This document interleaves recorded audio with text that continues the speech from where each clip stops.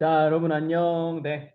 오늘도 신라에 대해서 이제 공부를 해보는 거고요. 고구려 백제 신라, 그리고 마지막 좀 가야까지 공부를 하고, 이제 가야 이후에는 이제 수행평가가 진행된다는 거 여러분도 알고 계시기 바랍니다. 딱 10분 지금 체크를 해보고요. 관련된 내용들 공부를 좀 해보도록 하겠습니다. 시작.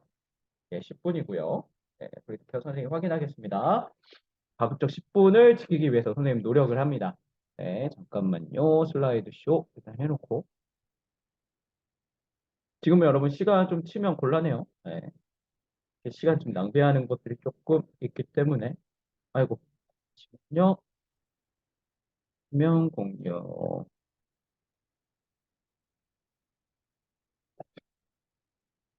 네, 이번 시간에는 신라에 대해서 우리가 공부를 하는 과정이고요. 관련 내용도 하나씩 살펴보도록 하겠습니다. 네, 여러분 이제 정우쌤의 힌트 또는 정우쌤이 이제 질문 한 방 이제 이야기를 가는 건데 신라 역사에서 우리가 교훈을 하나 얻을 수 있거든요. 네, 여러분 우리 초기에 고구려, 백제, 신라, 그리고 가야를 포함해서 이 사국 중에서 가장 잘 나갔던 나라 어디였죠? 우리 제일 먼저 어디 나라부터 배웠습니까? 우리 백제부터 배웠죠? 그 이유는 백제가, 여러분 그 당시 최고 선진국은 어디라 그랬어요? 미국? 미국은 이때 있을 수가 없지. 일본? 일본은 이 당시 조금 이제 문명이 떨어졌죠. 네, 중국? 네, 맞습니다. 중국. 네, 이 중국이에요. 이 중국하고 가장 먼저 교역할 수 있는 나라가 가장 빠르게 발전하게 됩니다. 근데 이제 고구려 같은 경우는 아무래도 산악 지형에 치우쳐져 있고 중국과 너무 붙어 있다 보니까 또 다투면서 이제 국력이 약해질 우려가 있죠. 그래서 초기에 발달한 거는 이 한강을 거쳐서 이제 서해 바다를 통해서 중국과 교역할 수 있는 백제가 가장 먼저 발전했고요. 이후 고구려 그리고 이제 가장 멀리 있는 신라가 나중에 한강을 차지하면서 발전하는 그런 모습을 보여주게 됩니다. 그래서 여러분 신라 역사에서는요. 나중에 한번 다시 다뤄보겠지만 결국 존버는 에에에 한다라는 이야기가 있죠. 그 내용들을 한번 돌이켜 볼 수 있는데 신라가 어떻게 존버를 했는지 그 과정을 살펴보도록 하겠습니다. 이 신라 존버의 교훈을 보면서 여러분도 존버의 힌트를 얻어 가시기 바래요. 네, 여러분 일단 신라라는 나라는 초기 이제 어디서 나왔냐면 여러분 잘 아는 것처럼 마한, 변한, 진안 중에서 이 진안에 여러 소국들이 있었습니다. 작은 국가들이 있었는데 그중에 사로국이라는 나라가 있었다라고 합니다. 사로국. 그 사로에서 실 리을머 셈이 남긴다 그랬죠. 그래서 신라라는 나라가 나왔다라고 말씀을 드렸습니다. 이 사로라는 말하고 여러분 같은 어원에 같은 말이 있어요. 그게 뭘까? 바로 여러분 서라벌이라는 말이고요. 사로에서 신라의 수도인 서라벌이 나왔고요. 서라벌이 지금 어디죠? 바로 경주입니다. 경주 우리 지도 보면서 한번 체크를 또 해볼 거예요. 경주고요. 이 서라벌이란 말이 줄었어. 그래서 여러분 한번 해주세요. 서울. 그거죠. 말도 안 되나? 하여튼 이 서울이란 말이 바로 이 서라벌이라는 말에서 나온 겁니다. 그러면 서울이란 말은 원래 고유 명사가 아니라 보통 명사였다라는 걸 우리가 또 알 수가 있죠. 이 서울이란 말이 또 신라하고도 통한다라는 게 일반적인 정설입니다.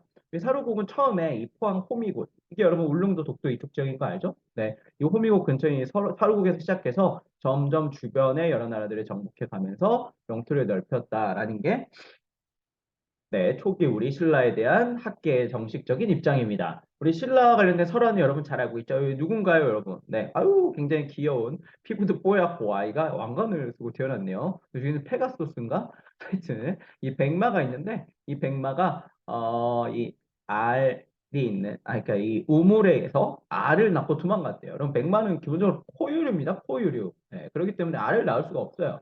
근데 알을 낳았다는 거는 여러분 기본적으로 알을 낳는 애들은 무슨 동물이에요? 네, 우리 새들이죠. bird입니다. bird. bird는 여러분 왜 신성시됐나요? 우리 지금 신성시되지 않는 새가 뭐가 있어요? 우리 닭돌기들이지. 닭돌기들 왜 신성시되지 않아요? 날지 못하니까 살쪄가지고 부두두둑 하다가 날지 못하죠. 네, 그러니까 이 친구들이 웃음거리가 되는 거고요. 반대로 새는 하늘을 나기 때문에 신과 인간을 연결시켜 줄 수 있다 그래가지고 굉장히 신성시되는 동물이었습니다. 근데 이 세마리 알을 낳는데 그게 아니라 이 백마를 출혈시킨 다음에 말을 낳죠. 이게 뭘 나타내 주는 거냐? 이거는 여러분 교과서에는 없는 내용이에요. 선생님도 추측하고 있는 내용인데 그럼 말을 타는 민족이 뭡니까? 유목민이죠, 유목민. 그래서 신라 사람들은 유목민의 후손인데 이 하늘과 연결하는 새와 연결해서 백마가 알을 낳았다는 이런 어처구니 없는 신화를 만든 것이 아닌가라는 추측들이 나오고 있습니다. 당시 이제 이 옥동자가 세상에 태어나니까 주변에 있던 어른들이 얘를 데려다가 키웠고 아래서 태어났다 그래서 박씨라고 불렀다라고 하고 그 박씨의 후손이 박정우전 선생님입니다. 네, 신라 공공 이야기를 말씀드려봤고요.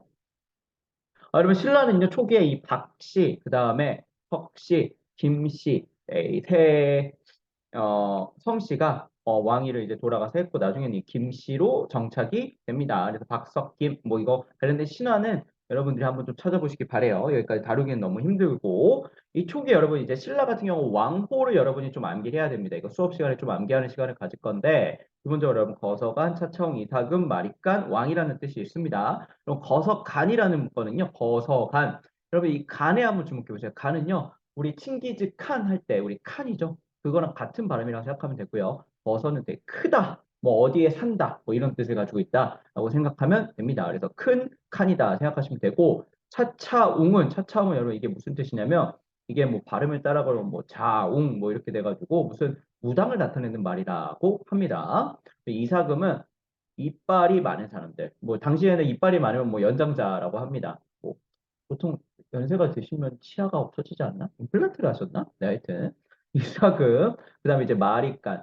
마립은 여러분 마립은 뭐랑 어원이 같냐면 여러분 호두마루란 말 알죠? 그 마루랑 어원이 같습니다.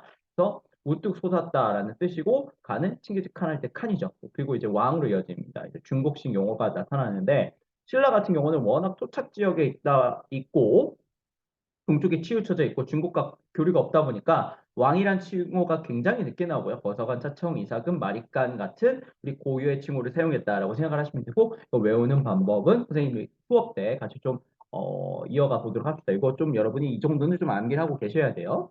여러분 신라 같은 경우는 이제 여러 명의 좀 왕들이 등장합니다. 그래서 여러분들 몇 명을 좀 생각을 하시면 좋고요.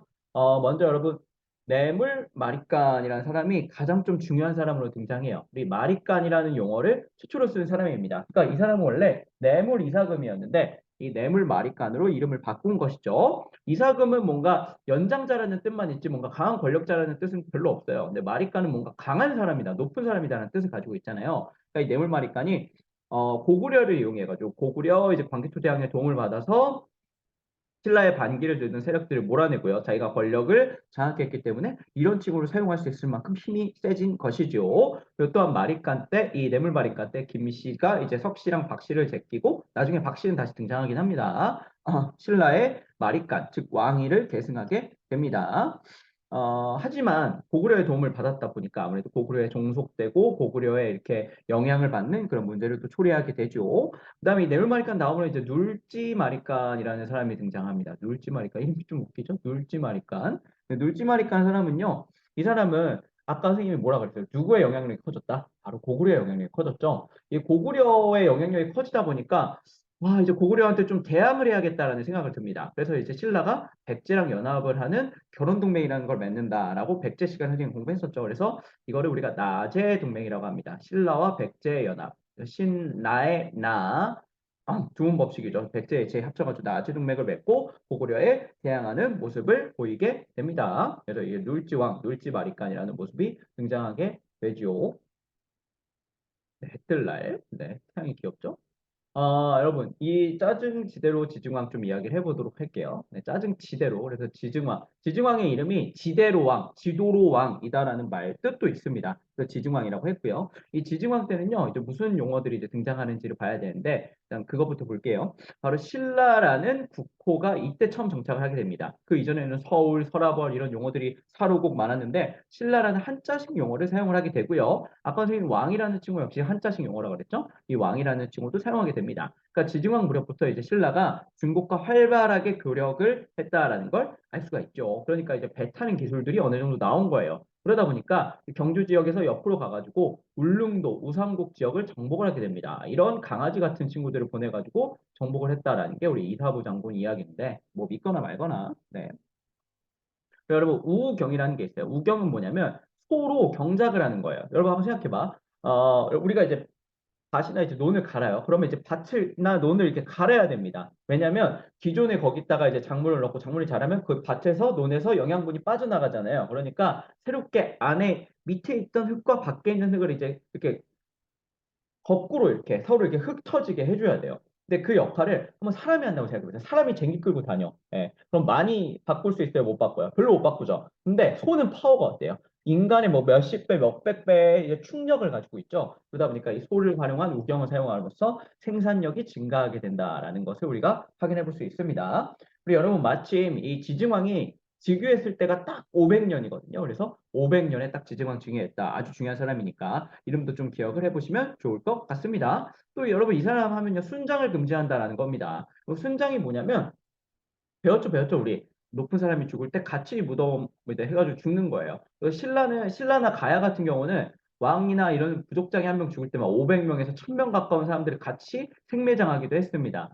생매장인지는 좀 논쟁이 있네요. 같이 매장을 하기도 했는데 이 지증왕 때부터는 금지예요. 왜냐하면 노동력이 중요한 거지.